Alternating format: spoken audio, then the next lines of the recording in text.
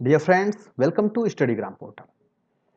हम लोग यहाँ पर बीपीएससी यानी बिहार पीसीएस के मेंस में एक जो ऑप्शनल पेपर होता है जो कि 300 मार्क्स का होता है, वह सबको चूज करना होता है। तो इसमें से हमने एग्रीकल्चर सब्जेक्ट को चूज किया हुआ है और एग्रीकल्चर के क्वेश्चन पेपर की सीरीज को हम चला रहे हैं, क्योंकि ज़्यादातर एग्रीकल्चर का क्वेश्चन पेपर मिल नहीं पाता है। इसका कारण है कि बहुत ही कम लोग एग्रीकल्चर ऑप्शनल को ऑप्ट करते हैं और जो लोग एग्रीकल्चर लेना चाहते हैं उनके लिए क्वेश्चन पेपर मिलता नहीं है और वो उससे समझ नहीं पाते हैं कि कहाँ से क्वेश्चन ज़्यादा आ रहा है, कहाँ से क्वेश्चन कम आ रहा है। इसीलिए हमने क्वेश्चन पेपर की एक सीरीज अपलोड की है जो कि एक प्लेलिस्ट बनी हुई है। इस प्लेलिस्ट में 2018 यानी 42वीं बीपीएससी से लेकर 64वीं बीपीएससी जो कि 2018 में हुई थी, सारे पेपर अपलोडेड हैं जिनको आप लोग देख सकते हैं। इसका लिंक डिस्क्रिप्शन में दिया गया है। और अब हम लोग 2019 में जो मेंस हुई थी बीपीएससी की, या जो 65वीं बीपीएससी थी, उसका हम लोग क्वेश्चन पेपर अब देखेंगे। सभी लोगों को पता है कि जो इंस्ट्रक्शंस हैं वो कॉमन होते हैं। अगर नहीं पता है, मैं इंस्ट्रक्शंस बताते हुए चल रहा हूं कि जो टोटल टाइम होता है वो 3 घंटे का होता है और जो मैक्सिमम मार्क्स होते हैं वो 300 मार्क्स होते हैं। तो आइए हम लोग देख लेते हैं। सबसे पहले इसके इंस्ट्रक्शंस जो कि पहले देखे हुए हैं, जो क्वेश्चन है उसके आगे उसके फुल मार्क्स दिए गए हैं कि वो कितने नंबर का एक क्वेश्चन है। टोटल इसमें 2 सेक्शंस दिए गए हैं। इन 2 सेक्शंस में कुल हमें 6 क्वेश्चन करने हैं, यानी सेक्शन फर्स्ट से 3 क्वेश्चन, सेक्शन बी से 3 क्वेश्चन हमें करने हैं। और जितने भी क्वेश्चन हैं सबके मार्क्स जो हैं वह इक्वल हैं और अपने वर्डों में इसका आंसर लिखना है। और अगर हम इंग्लिश में लिखना चाहते हैं तो सारे क्वेश्चन पेपर का आंसर हमें इंग्लिश में देना होगा। अगर हम हिंदी में स्टार्ट करते हैं तो पूरे क्वेश्चन पेपर का आंसर हमें हिंदी में ही लिखना होगा। ऐसा नहीं है कि कुछ हम हिंदी में लिखते हैं और कुछ हम इंग्लिश में लिखते हैं। अब हम लोग इसका क्वेश्चन पेपर देखेंगे। तो सबसे पहले सेक्शन 1 यानी खंड 1 से हम इसका इंग्लिश पढ़ेंगे, बताएंगे। हिंदी आप देख लेंगे पास करके। तो पहला क्वेश्चन है, write the botanical name of important cereals and pulse crop grown in Bihar state during Kharif and Rabi season. Write in detail about wheat and green gram cultivation in the following aspect. अब ये जो है, इस तरह के question प्रत्येक वर्ष आते हैं तो हमारे लिए काफ़ी इंपॉर्टेंट हो जाता है कि हम जितने सीरियल्स होते हैं, धान हो गया, गेहूं हो गया, और जो पल्सेस हैं यानी दलहन है, तिलहन है, इसका हम एक जगह लिस्ट बना के अगर चाहें तो हम इसका साइंटिफिक नेम याद कर लें, यानी कौन कौन से फसल होते हैं। तो आइए हम लोग देख लेते हैं इसका। ए, सॉइल एंड क्लाइमेट रिक्वायरमेंट। इसमें हम लोगों को गेहूं यानी व्हीट और ग्रीन ग्राम जो होता है यानी चना का हमें निम्न एस्पेक्ट में इसका कल्टीवेशन बताना है। B, requirement of manure and fertiliser. Recommended varieties कौन कौन सी हैं। Time and method of sowing, यानी क्या टाइम होता है, किस मेथड से हम इसको बोते हैं। ये इसका हिंदी है, आप इसको पॉज करके देख सकते हैं। अब हम लोग अगला क्वेश्चन देखते हैं। Question number 2। अब यहाँ पे 10x5 लिखा हुआ, यानी ये 50 मार्क्स का एक क्वेश्चन है। अब इसमें हमें 60 नोट लिखने हैं। ये लगभग सब में आएंगे और 60 नोट का बहुत आसान सा तरीका होता है कि 60 नोट आएंगे ही आएंगे। कुल मिला के 60 या 70 60 नोट होते हैं। इसका हम एक जगह नोट बना लें और उसी को हम याद कर लें। जैसे एग्रोक्लाइमेटिक जोन ऑफ बिहार, यह क्वेश्चन बार बार रिपीट होता है। B, effect of environmental pollution on crop and animal. C, relay cropping and intercropping. D, impact of high yielding and short duration variety on shift in cropping pattern in Bihar. Classification of agroforestry system. अगर आप देखें तो जो syllabus का एक एक point है उसी पॉइंट से उठा के क्वेश्चन आता है। तो सबसे आसान उपाय होता है एग्रीकल्चर को तैयार करने का कि जो सिलेबस का पॉइंट है उसी का हम नोट्स बना लें और उसको हम याद कर डालें। और इसके क्वेश्चन 75% क्वेश्चन रिपीटेड होते हैं। अगर आप 10 साल के क्वेश्चन पेपर को देख लें, उसका नोट्स बना लें, तो आप सारे क्वेश्चन कर लेंगे। तो ये 60 नोट हो गए। थर्ड क्वेश्चन ये है, explain soil fertility evaluation. Analyst the method of soil fertility evaluation. यह 20 नंबर में है। बी सेक्शन इसका है जो 30 मार्क्स का है। What are problematic soils, describe causes of formation of the soil and their reclamation method. यह 30 नंबर में हमें लिखना है, यानी यहाँ पे हमें प्रॉब्लमेटिक सॉइल का डेफिनेशन देना है, उसके कारण हमें बताने हैं कि यह क्यों होते हैं और इसका रिक्लेमेशन कैसे करेंगे। ये इसका हिंदी है। फोर्थ क्वेश्चन देखेंगे। यहाँ पे 10, 20, 20 यानी 3 पार्ट हैं। इन तीनों पार्ट के आंसर हमें देने होंगे। ए है, scope and importance of farm management काफी इंपॉर्टेंट क्वेश्चन है, बार बार रिपीट होता है। B, role of cooperative marketing and credit in agriculture development of Bihar. C, economic of different type of farming system, इसका हिंदी। फिफ्थ क्वेश्चन, ये भी 10-20-20 में है, ये है role and importance of agricultural extension in India. काफी इंपॉर्टेंट क्वेश्चन है। Important extension method to spread improved agriculture technology in rural area.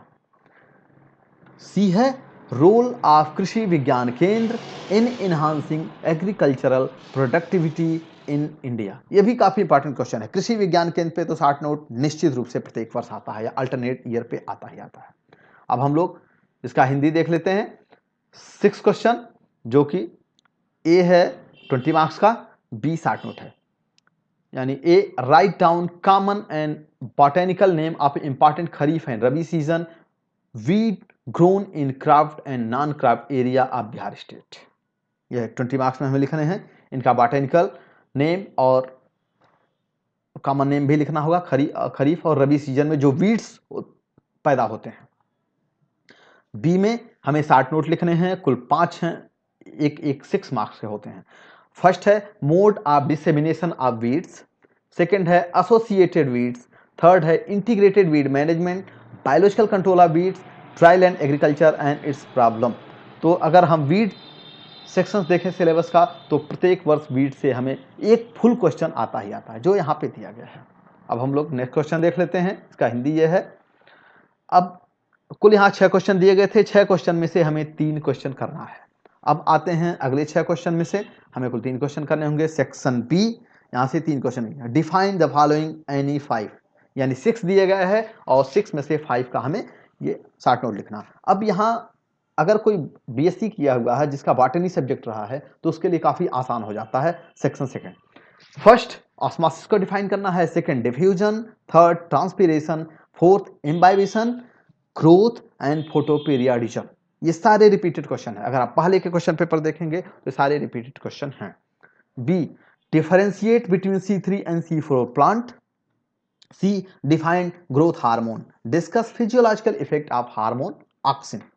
यहां पे हमें ऑक्सिन का फिजियोलॉजिकल इफेक्ट बताना है और ग्रोथ हार्मोन को डिफाइन भी करना है। ये 20 मार्क्स के थे। अब आते हैं हम लोग यर्थ question.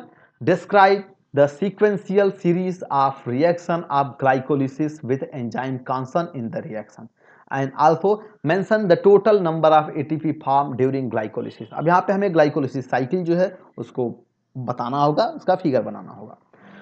Second question B, discuss the role of national and state seed organisation in production, processing and marketing of improved seed. ये भी काफी इंपॉर्टेंट क्वेश्चन है। इसका हिंदी देख लेते हैं।